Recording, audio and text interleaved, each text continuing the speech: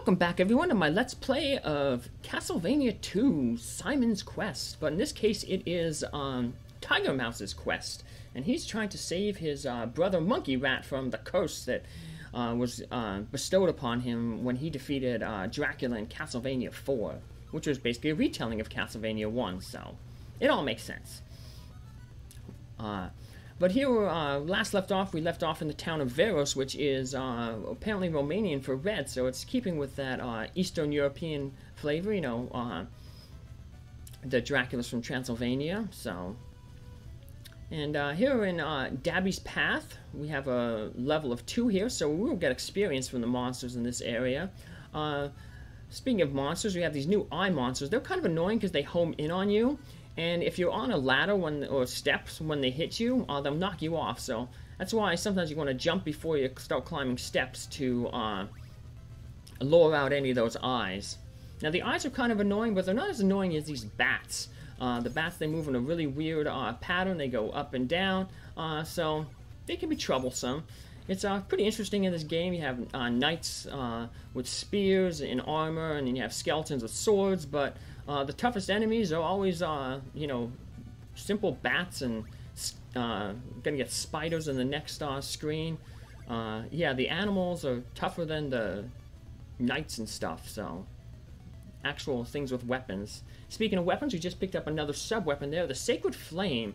Apparently it's supposed to do 7 damage on contact, but I don't think that's right, because it doesn't need to hurt enemies too bad. But it is useful because, one, it does damage over time, and it does a lot of damage over time because one of the properties of the Sacred Flame is it stun locks an enemy, similar to how the Holy Water stun locked enemies in Castlevania 1.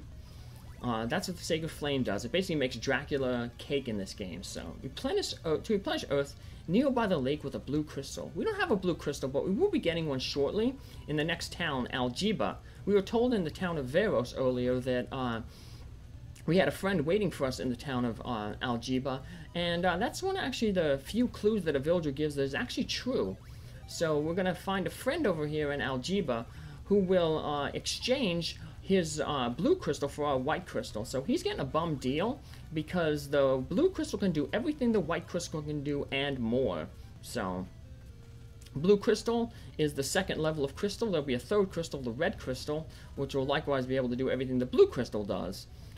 Very similar to the daggers. We have 3 levels of daggers, regular, silver, and gold. So, and each is a progressive step up, is a better weapon. So here in town of Aljiba, we're going to head to the top because that's where the villager who will exchange his white crystal with his blue crystal is going to be. Fortunately, we arrived here at night, so none of the villagers are going to be out, but we're going to have these zombies to deal with, and that'll be okay because we want to have at least 100 hearts to buy 2 things in this village. We want to be able to buy laurels. Those are the things that give us invincibility, because once you finish this area over here, we're going to eventually want to backtrack back to Jova, the initial town we were started in, and head to the west. And we're going to have to pass through that marsh. Remember, it said there was a marsh there. The laurels will be good for getting through the marsh because laurels give you invincibility. And one of the villagers here is going to let us know that laurels will protect us from the poisonous marsh. So sometimes the villagers don't spawn right away, so we're just going to have to walk back and forth. Hopefully they spawn. And here we go. We have this guy. He looks like he's kind of in a suit of armor. Those are the guys who do crystal exchanges. So he will exchange a white crystal for a blue one. And now we can use that blue crystal to go back to that lake and free it. So now the dead river waits to have its curse broken. The heart, we learned earlier, breaks the curse. So lore will protect you from the poison marsh. So we're going to buy some laurels over here, so that when we do have to go through the poison marsh later, we will be protected. So clues to Dracula's riddle are in Rover Mansion. That's correct. There'll be clues in every mansion except for the last mansion, the Yuba Mansion. And there's going to be a few clues scattered around the overworld. So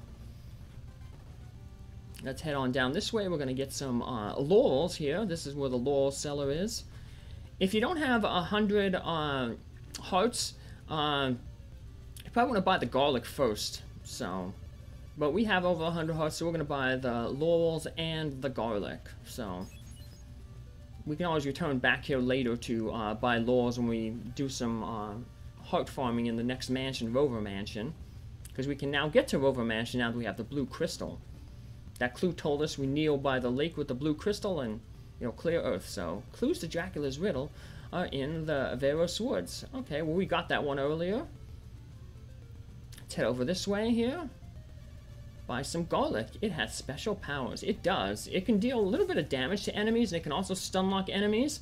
But mainly, the main use of garlic in this playthrough is going to be to summon different individuals. So let's get over here. Here's where we're going to, I believe the garlic cellar is down here. Let's head on down. There we go. Let's talk with this merchant. Will you buy some garlic? Yes, we will. Because we're going to use that garlic later on to summon someone in a graveyard to get a silk bag. Right now we can only have 4 garlics and 4 laurels. With the silk bag we can double that to 8 and 8. But the first stranger we're going to summon is going to be right to the east over here in Camilla Cemetery. So a clue in Rover Mansion will basically tell us that garlic summons a stranger. So it's a little late, but we're just going to kind of sequence break, I guess, and get that clue right now. But yeah, if we use the garlic in Camilla Cemetery, we will summon someone who will give us a new weapon. So an old gypsy holds a diamond in front of Deborah's Cliff. So Deborah's Cliff is a structure, a landmark to the far west, and somebody there does have a diamond for us. It's another sub-weapon. So Dracula's eyeball breaks the curse. What Dracula's eyeball does is allows you to see hidden breakable blocks. So we'll be able to see like where the clues are in the mansions, but I'm going to be pointing out what all those are, both in the mansions and in the overworld, so not necessary. But if you're playing for the first time, not using a walkthrough, it's a good thing to do. So here's what our dagger does. We throw it and it deals 2 points of damage. It doesn't cost any hearts to use, so that's pretty good. And we have Camilla Cemetery, and the level cap here is 6, and that's because if we go all... There's a little passageway here that we can't... That jump is too high to make, but if we go all the way to the... if we were able to go one screen over, we'd be at the final mansion, the Rover Mansion. So, yeah, the game kind of wraps around, if you look at the map. So, we want to use our garlic here, and that'll summon this stranger. And this stranger here will give us a silver knife to save our neck. Silver knife, a little bit stronger. It does 4 points of damage. And travels a little bit further than the regular dagger. It can also pass through enemies. The only drawback is it does use a heart to each time you throw a dagger. So it actually does use some weaponry. I didn't mention this earlier, but the Sacred Flame also uses 1 heart to use. So... But there we just use the dagger there, and I'll pull out the silver dagger later and use it, so we'll get some use out of it. It'll be good because there'll be a few areas in Rover Mansion that we're going to be heading to here, where our whip is not going to be long enough to reach enemies hiding in a platform. So let's show what the silver dagger does. It travels a little bit further, does a little bit more damage, and it can actually pass through enemies, so it can hit several enemies in a row, so... We'll put back our holy water, head down this lower path here. And this is going to take us to Yuba Lake, I believe. And that is the lake where that clue told us to use the crystal to replenish Earth. So, this is our lower road here. It's not too tricky on our way over here, but on our way back from Rover Mansion, it'll be a little bit trickier because we're going to have to take the lower route here where there's water. Right now we can avoid that lower route there and some tricky jumps onto those moving platforms by just taking the top route here and just dropping down. But so here at Yuba Lake, we take that blue crystal and do like the clue said and kneel at the edge, and eventually it will reveal a hidden path. So we want to make sure we go to the right here, because if you try to go down those steps and then jump over, you'll hit your head on the platform and you'll take a dive. And unfortunately, Tiger Mouse here can't swim. So Rover Mansion is pretty straightforward, actually. If you head up there, it's just a big, long, roundabout way. and it's a sneaky, it's not necessary. You just head over to the here to the right, and there's a false wall here that our holy water exposes.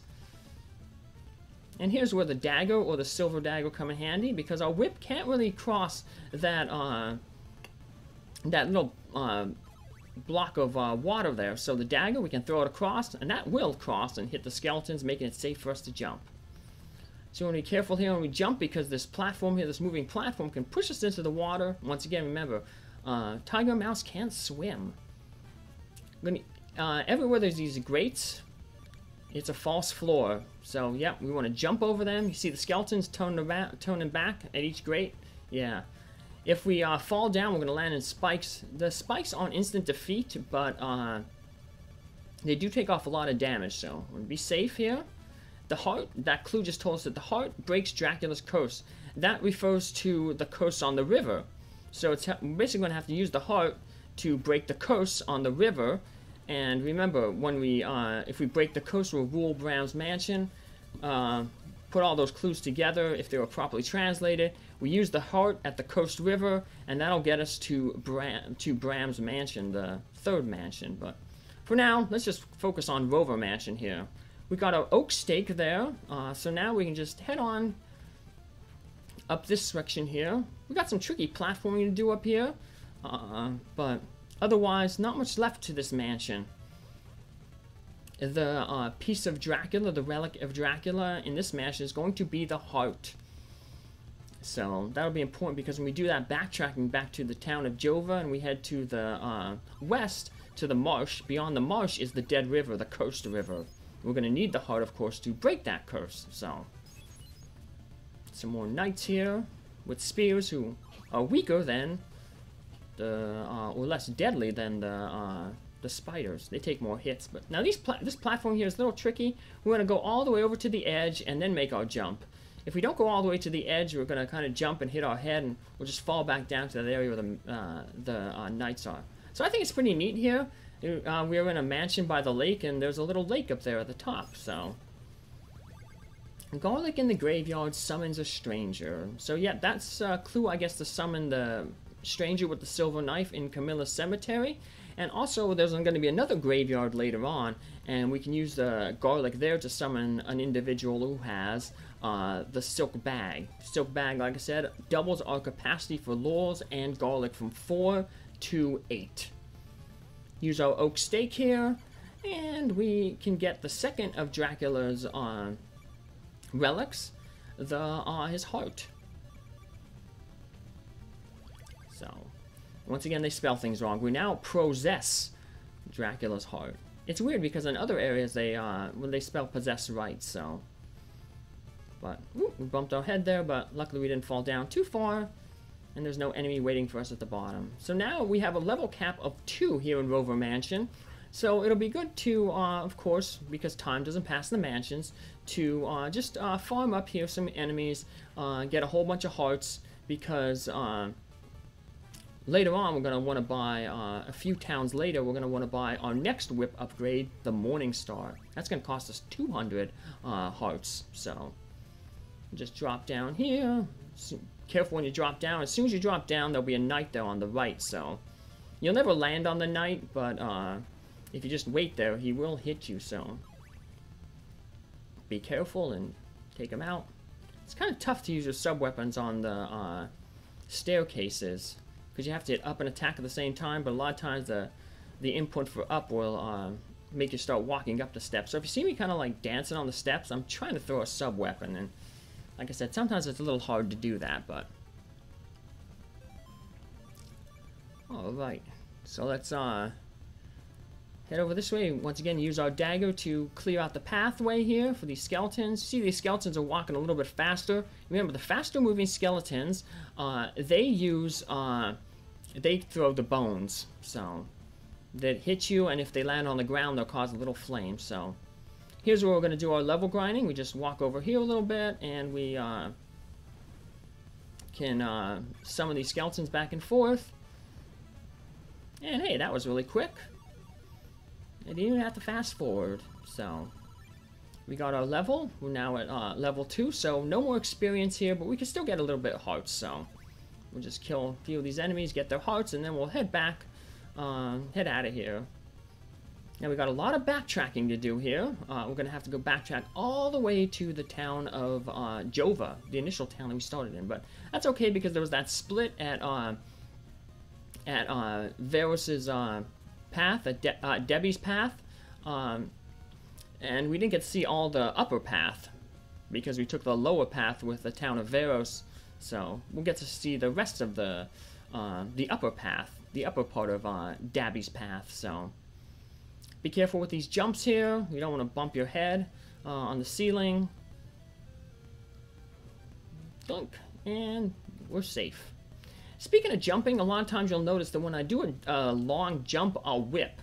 When you jump and whip, it actually, it kind of makes you float in the air a little bit. So you get a little bit of extra extension horizontally on your jumps, which is really good in an upcoming area later on. There'll be some moving blocks that we got to jump from, and being able to whip in the air will, like I said, extend our jumps and make just those jumps a little bit easier. So those cobwebs have a really weird hitbox. Sometimes you can destroy them with your whip, sometimes you can't. It's usually better just to try to avoid them, but I tried to whip it there because it looked like it was coming right at me. But so here's where we got the Sacred Flame a little bit earlier. And our next screen is where we took the lower path of Dabby's path here. But now we're going to take the upper path, so... And that'll take us into the Varus Woods, and then back to Berkeley Mansion. So, I mean the Dennis Woods here, so... The Jova Woods are a little bit later, so... But more skeletons and spiders. Yep, we didn't see the screen earlier. But, or this screen here, so, yeah, overall it's a little bit confusing, but you can always tell when you're in the woods because they always have a tree background, so, yeah, the backgrounds are pretty nice, so. If you do happen to fall down those marsh there, that platform that I just landed on, that can be destroyed by holy water, so you're not stuck there. So, you don't necessarily have to go back through the marsh. So here's back to our first mansion, Berkeley Mansion. That's where we got the rib. And now we're back here in, the Varus Woods. We're going to head over to the Eastern Bridge here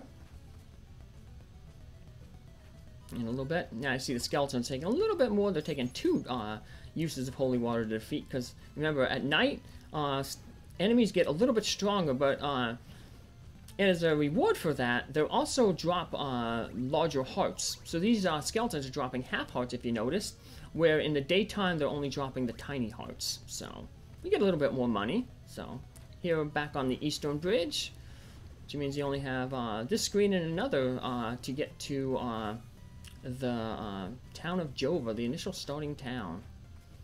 When you make these jumps, if you whip while you're jumping, you'll take out the mermen who pop out, and they won't be a problem. If the mermen stick around long enough, they'll shoot fireballs at you. So the fireballs, of course, can not do a lot of damage, but the main problem with the fireballs is they can knock you back into the water. And once again, remember, Tiger Mouse can't swim. He's an escape artist. He can escape his cage and do a lot of things, but swimming, not one of them. But hey, rodents aren't known for being fans of the water. Yeah, try giving a rat a bath. Not very, pretty hard to do. So, but rats are good swimmers in nature. So, back here at the start of the game, back in Jova, the town of Jova. But this time now, everything we got to do is over to the west. So let's talk with a few more villagers here. Oh, we talked with this guy earlier, the magic potion. That's basically the holy water. And we got the signpost here, turn right for the Jova Woods. We don't have to do that anymore. And left for Bellicosa Marsh. And here's one last guy to talk with here. You have a friend in the town of Aldra, and he's the one who's going to give us a red crystal. But that'll be in a future episode. Take care, have a good day. Bye!